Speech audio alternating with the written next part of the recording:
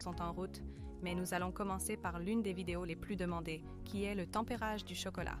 Oui, je vous donne enfin cette vidéo. Beaucoup d'entre vous m'ont demandé « Qu'est-ce que ce tempérage du chocolat dont vous parlez? Comment le faites-vous » Alors j'ai pensé vous donner ce tutoriel et le rendre aussi simple que possible. Donc, pour commencer à expliquer un peu sur le tempérage du chocolat, c'est une technique où vous faites fondre le chocolat, ajuster les températures et le fixer. Et une fois qu'il est fixé, il est beau et brillant et dur. Et vous avez peut-être entendu des gens parler de ce craquement ou du fait qu'ils ne font pas dans vos mains. Alors quand vous allez à ces célèbres chocolatiers et que vous voyez tous ces délicieux chocolats alignés et tous brillants, c'est fait de chocolat tempéré. Maintenant, d'un autre côté, je ne sais pas si vous avez déjà fait fondre du chocolat avant et ensuite le laisser prendre. Et puis il y a comme des poches ça ressemble à de la moisissure. Ce n'est pas le cas, mais c'est essentiellement la graisse du cacao qui est remontée à la surface. Et c'est parce que le chocolat n'est pas tempéré. Ainsi, pour du chocolat brillant et agréable, il faut le tempérer. De plus, ce que vous devez savoir, c'est que vous ne pouvez tempérer que le chocolat de couverture. Donc j'utilise Calibre. C'est un chocolat belge. Et en fait, sur le côté du paquet, que je n'ai plus maintenant parce que je jette les paquets et les vide dans un Tupperware, ils ont réellement un tableau des températures que vous devez atteindre. Donc c'est vraiment utile. Il y a donc du chocolat de couverture et du chocolat composé. Le chocolat composé est mélangé avec des huiles végétales et d'autres ingrédients et on ne peut pas le tempérer. C'est de cela que sont faites les friandises au chocolat. Vous voulez de la couverture. Et apparemment, il y a une exigence légale de cacao ou de beurre de cacao dedans. Et une petite explication scientifique sur le tempérage, encore une fois, aussi simplement que possible. Imaginez quand vous faites fondre du chocolat. Et mes bouts de doigts sont les particules de chocolat et ils réduisent la température, ils commencent à ralentir et à se rassembler. Et puis vous réchauffez légèrement le chocolat et ensuite ils forment une ligne. Et cette ligne dans la structure du chocolat est ce qui le rend beau et brillant. Voici donc une très brève introduction à la température du chocolat. Et je vais partager avec vous ma méthode préférée pour le faire. C'est donc, comme je l'ai dit, quand il s'agit de tempérer le chocolat, tout. Ce que vous faites, c'est de faire fondre le chocolat, de le ramener à une certaine température, puis de le remonter. Et certaines personnes le font de certaines manières. Certaines personnes ne font fondre que les 2/3 du chocolat, puis elles ajoutent un tiers et le font fondre dedans. Pour être honnête, cela n'a jamais fonctionné pour moi. Une autre méthode consiste à le faire sur un bol de glace. Et c'est ainsi que vous refroidissez le chocolat, mais vous courez un risque de le refroidir trop rapidement. J'apprécie donc la méthode de tabulation. Je sais que vous vous dites maintenant, je n'ai pas de marbre. Que dois-je faire? C'est faisable sur toute surface. Je ne le ferai pas sur du bois car le chocolat reste collé, mais vous le refroidissez essentiellement et le marbre est naturellement froid. Avant de faire quoi que ce soit, je vais m'assurer que ce marbre est propre. Et donc, je vais simplement essuyer un peu de vodka dessus pour me débarrasser de toutes ces taches de graisse, ou il peut même s'agir de chocolat restant de mon dernier tempérage. Donc, la vodka s'évapore en fait assez rapidement. C'est une méthode de nettoyage efficace qui tue aussi toutes les bactéries. D'accord, donc j'ai mon marbre. J'ai aussi quelques grattoirs à papier peint. Encore une fois, obtenez 16 en ligne comme tout. Et ils vont m'aider à étaler le chocolat et à garder les choses bien rangées. J'ai aussi un couteau à palette, parce que je l'utilise parfois, et l'un de ceux-ci qui est un thermomètre, mais c'est un thermomètre infrarouge. J'ai déjà fait ça avant avec les thermomètres à sonde où vous enfoncez la tige et mesurez la température, mais c'est vraiment salissant. Donc je conseille d'en obtenir un de ces derniers. Je vais en fait mettre mon lien Amazon ci-dessous. Et cela vous mènera à ma boutique où tous mes produits de boulangerie se trouvent. Donc ils sont tous au même endroit. Et vous devriez en trouver un assez bon marché. Et si vous aimez la pâtisserie et que vous voulez essayer du chocolat, ça vaut le coup d'investir dans un de ces appareils. Donc, j'ai ici un bol de chocolat. Notez que j'utilise une serviette à thé sur le marbre. Le marbre ne doit jamais devenir chaud. Parfois, il y a de l'eau dans le bol. Et le chocolat et l'eau ne sont pas amis. Donc, vous devez faire attention à cela. Je l'ai fait fondre. Maintenant, c'est le chocolat à 54% de calibre et je viens de le faire fondre, donc il n'est pas trop chaud. Vous ne voulez jamais surchauffer le chocolat. Donc, je l'ai amené à environ 55 degrés. En fait, c'est 60 degrés. Donc c'est un peu plus chaud que je ne le voulais, mais tant que ce n'est pas plus de 70, alors c'est absolument bien.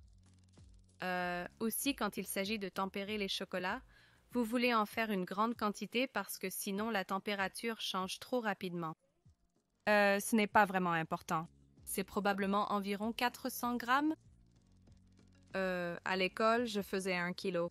C'était amusant quand ça tournait mal. D'accord, donc je vais juste équilibrer la chaleur et m'assurer que tout le chocolat est bien fondu. Et aussi, pendant que je le remue, il refroidit. Donc c'est à 57, il a commencé à 63. Donc, ce que je vais faire, c'est préparer mon marbre. Assurez-vous simplement qu'il n'est pas mouillé et je vais verser la plupart du chocolat. Maintenant, cette méthode, il est toujours bon d'en laisser un peu derrière parce que si ça refroidit un peu trop, vous avez le morceau de chocolat légèrement plus chaud ici. Donc littéralement comme 1 ou 2 cuillères à soupe restantes, pas même. Je commence maintenant à le refroidir. D'abord, je vérifie la température.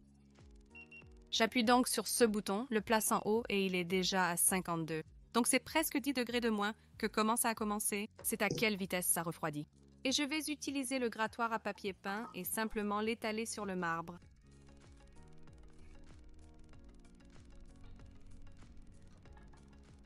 C'est l'une des choses les plus thérapeutiques que vous pouvez faire en pâtisserie et en boulangerie.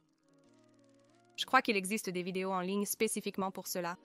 Une fois que je l'ai un peu étalé, je vais le ramasser en tas avec ma autre spatule. Donc, vous pouvez voir que cela peut devenir assez désordonné.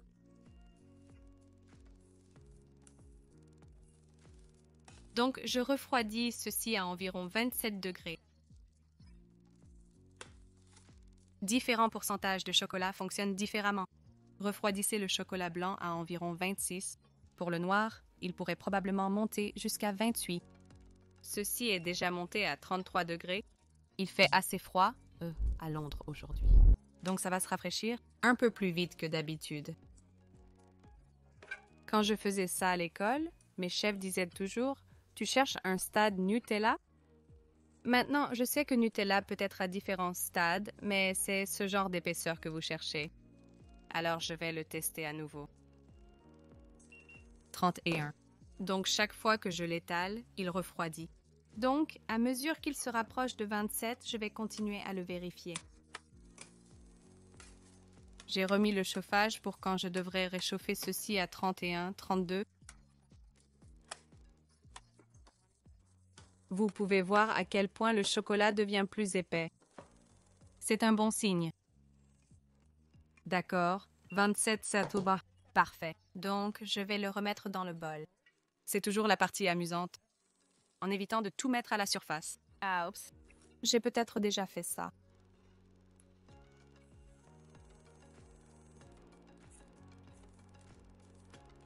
Et remettez sur le feu. Mais seulement pour un instant, car vous voulez seulement qu'il monte de quelques degrés. Donc, j'ai littéralement touché la chaleur en remuant et je vais le mesurer à nouveau. Et je vais le monter à 31.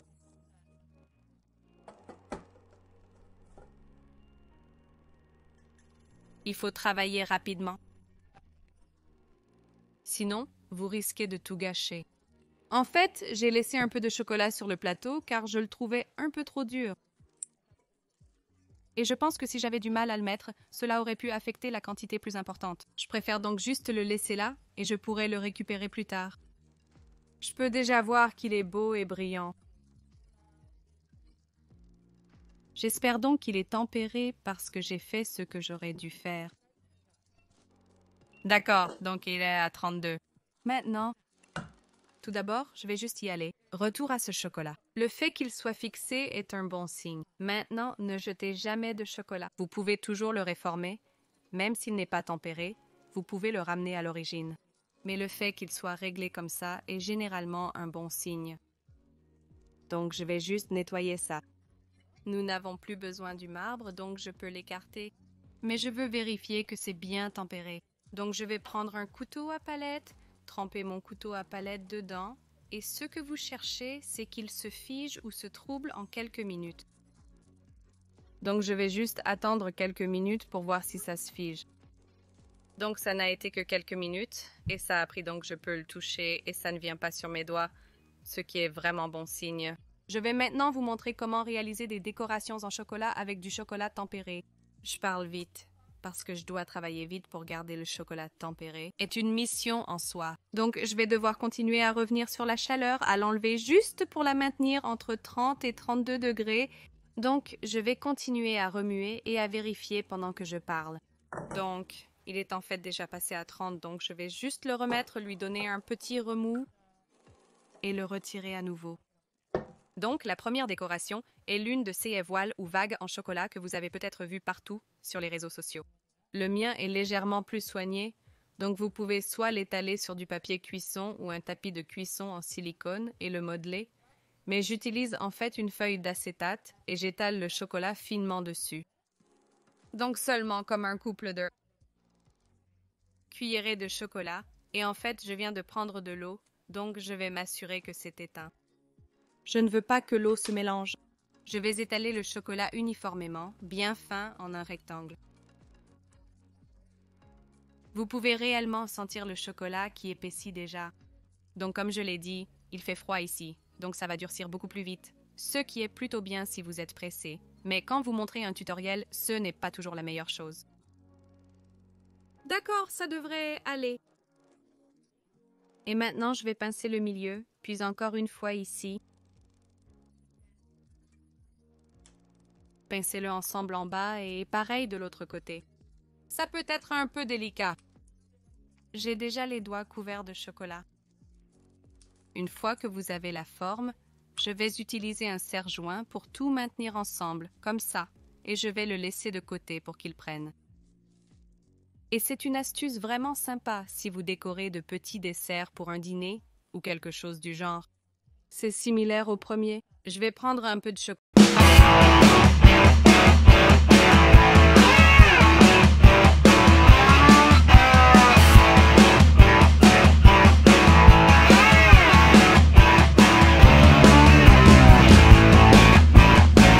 Je vais passer une fourchette sur le chocolat.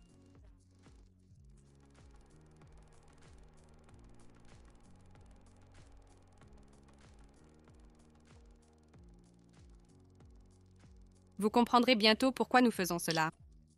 Et ensuite, je vais le friser.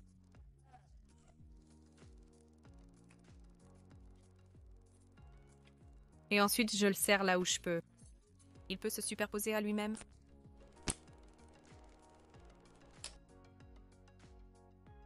Ce n'est donc pas aussi soigné que souhaité, mais je dois agir vite car cela durcit rapidement. Encore une fois, je vais l'ignorer. Revérifier le chocolat.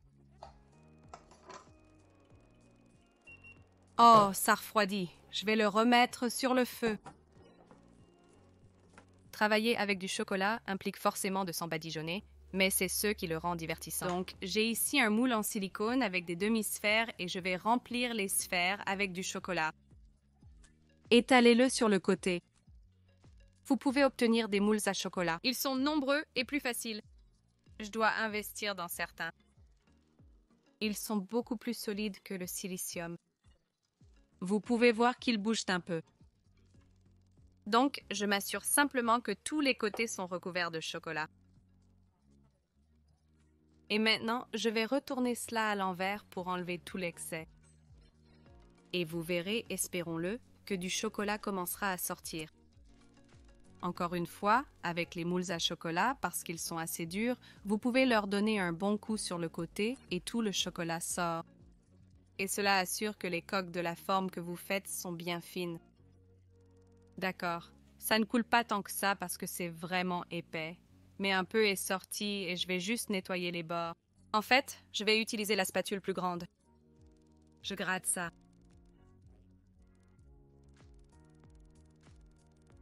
Et encore, je les laisse prendre.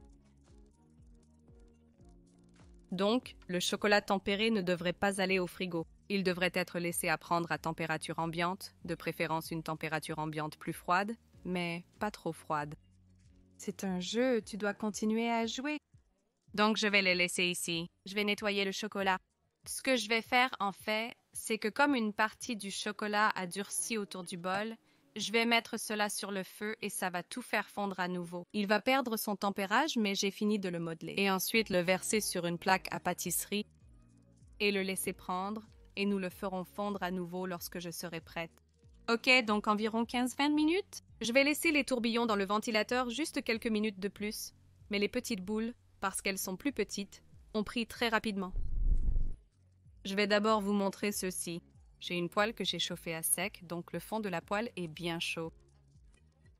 Je vais juste vérifier le reste. Et pour faire des sphères, tout ce que vous avez à faire est de les sortir. Voyez comme ils sont beaux et brillants? Et ensuite, placez les deux sur la surface très brièvement et rapprochez-les.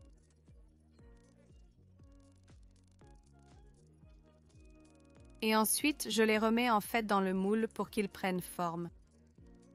Donc c'est une décoration vraiment mignonne à ajouter sur les gâteaux. Vous pouvez les remplir de caramel salé ou de ganache. Donc très brièvement. Cela soigne aussi les bords. Il est en fait plus sage de faire cela avec des gants parce que vos bouts de doigts sont visibles. Vous remarquerez un excès de chocolat sur celui-ci. Je vais juste l'essuyer. Et puis, une fois qu'ils sont prêts, j'aime bien les saupoudrer d'or. Comme d'habitude.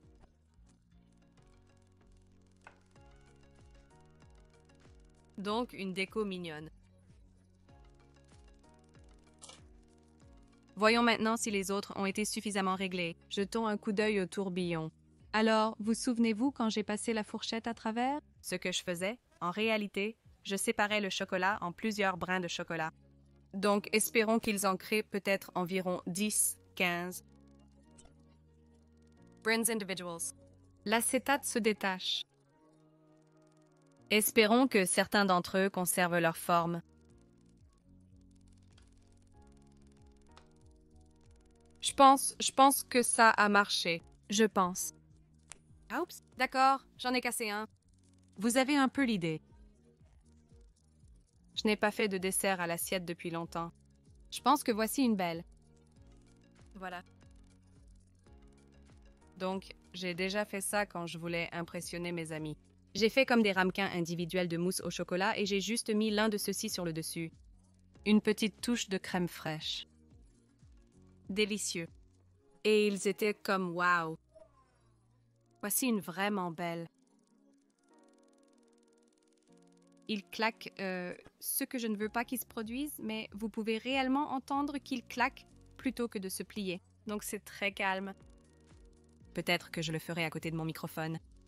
Je ne pense pas que vous puissiez l'entendre, mais il y a un petit claquement là, ce qui signifie que le chocolat est tempéré. Et vous pouvez également le dire à cause de sa brillance, et je le manipule sans qu'il fonde dans mes mains. Si ce n'était pas tempéré, il ne serait pas brillant. Il fondrait et ne casserait pas. Il se plierait. Donc ça casse. Donc, je pourrais simplement l'ajouter à cette pile de chocolat. Je laisse simplement ce chocolat prendre. Comme je l'ai dit, cela peut prendre plus de quelques heures, même parce que ce n'est pas tempéré. Maintenant, démoulons l'éventail en chocolat. Cela doit être fait très soigneusement.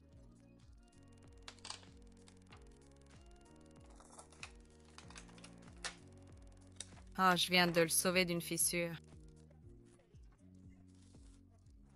Il n'a pas vraiment réglé à 100%. J'aurais probablement dû le laisser. Mais il est de mauvaise humeur. Je peux le dire par l'éclat magnifique. Il aurait probablement pu continuer encore 10 à 15 minutes. Mais encore une fois, ça ne fond pas dans ma main et ça aura l'air magnifique sur le dessus d'un gâteau, peut-être avec quelques sphères de chocolat autour. Et si vous vous sentez aventureux, alors une spirale de chocolat. Voilà, une petite introduction à la trempe du chocolat. Alors pour tous ceux qui ont demandé cette vidéo, j'espère que vous l'avez trouvée utile et informative. Rappelez-vous simplement que différents chocolats ont différentes températures, mais ils le disent généralement sur le côté des paquets. Ils ont un petit graphique.